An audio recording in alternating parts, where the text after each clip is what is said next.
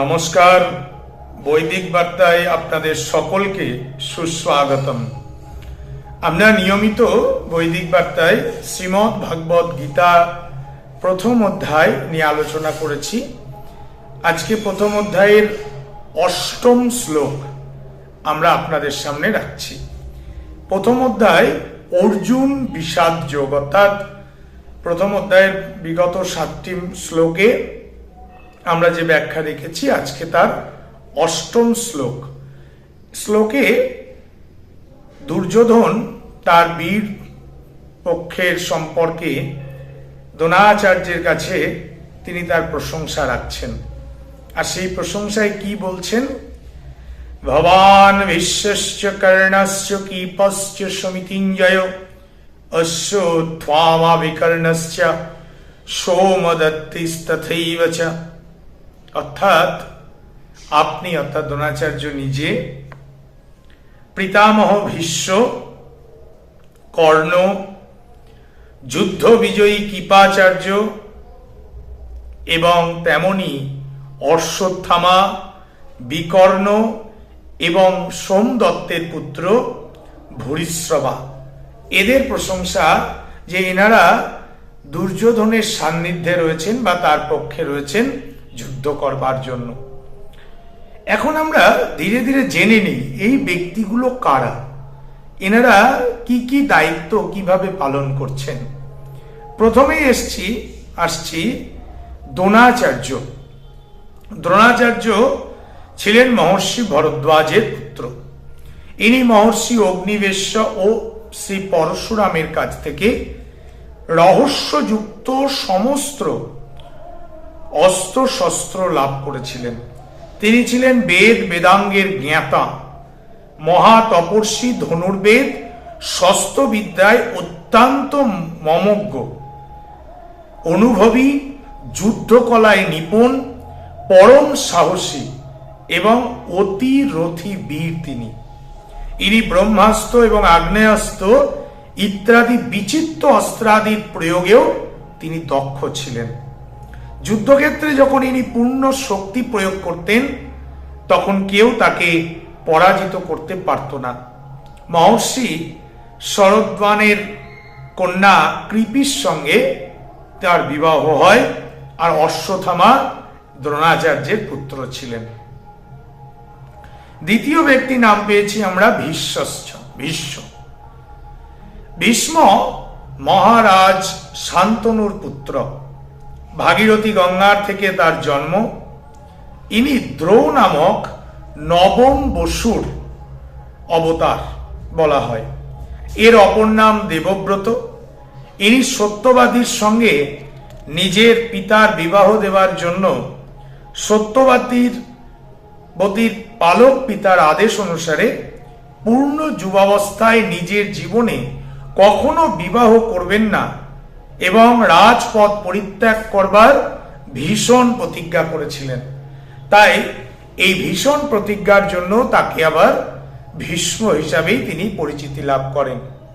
পিতার সুখের জন্য ইনি মনুষ্য মাত্রের কাছে পরম লোভনীয় স্ত্রী, পুত্র এবং রাজ্য সুখ চিরতরে পরিত্যাগ করলেন।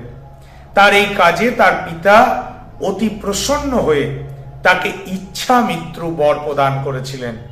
বিশ্বত্যান্ত তেজস্বী, শস্ত্র এবং শাস্ত্রে পারদর্শী, মহাজ্ঞানী, মহাবীর এবং দৃঢ় সংকল্পযুক্ত চির ব্রহ্মচারী ছিলেন।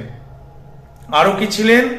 তার মধ্যে ছিল শৌর্য, বীর্য, ত্যাগ, তিতিক্ষা, ক্ষমা, দয়া, সম, দম, সত্য, অহিংসা, সন্তোষ, শান্তি, বল, তেজ, ন্যায়প্রিয়তা, নম্রতা, উদারতা, লোকপ্রিয়তা, স্পষ্টবাদিতা, সাহসিকতা, ব্রহ্মচর্য, বিরতি, জ্ঞান, বিজ্ঞান, মাতৃ এবং পিতৃর প্রতি ভক্তি, গুরু সেবা ইত্যাদি সমস্ত বিষয়ে তার গুণ অত্যন্ত প্রাসঙ্গিক।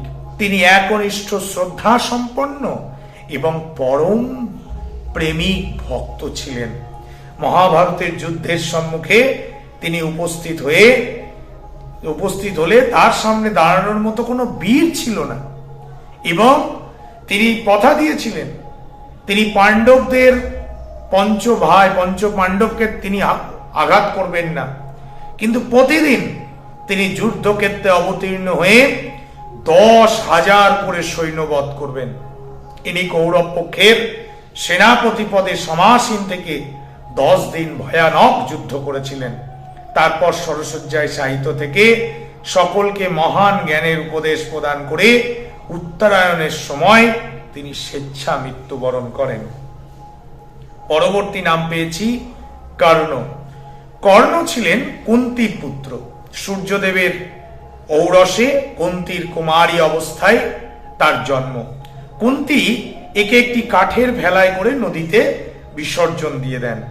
সৌভাগ্যবশত কর্ণ তাতে রক্ষা পান এবং ভাসতে ভাসতে তিনি হস্তিনাপুরে পৌঁছে যান। অদ্ধিরথ নামক জনৈক সুত বংশীয় ব্যক্তি তার উদ্ধার করে নিজ গৃহে নিয়ে যান এবং তার পত্নী রাধা তাকে পুত্ররূপে পালন করেন। কর্ণের কবচ কুণ্ডল সহ জন্মগ্রহণ করেছিলেন।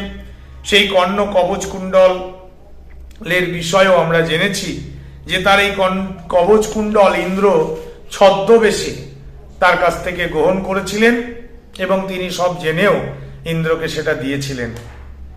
পরবর্তী নাম পেলাম কৃপাচার্য।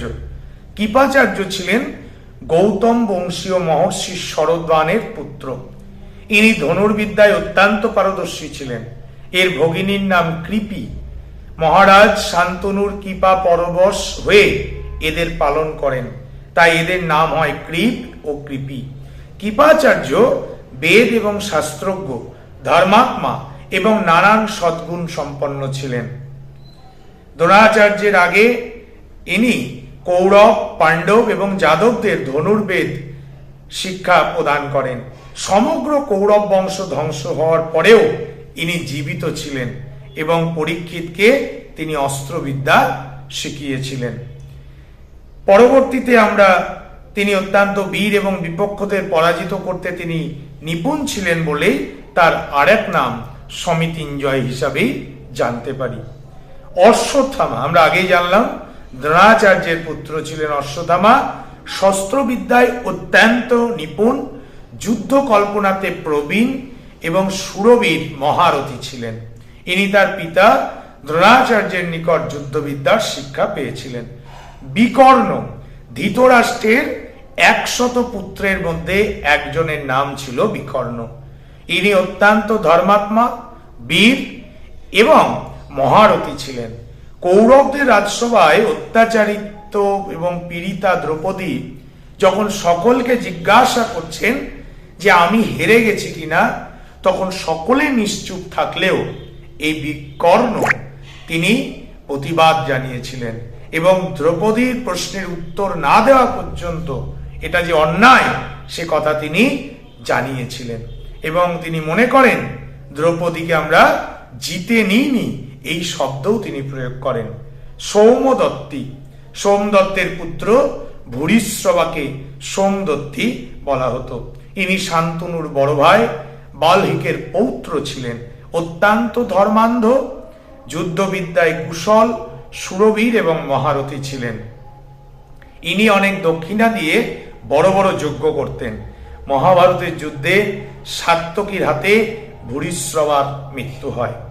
আমরা এই 8ম শ্লোকে এক একজন কৌরব পক্ষের বীর যোদ্ধাদের সম্পর্কে জানলাম।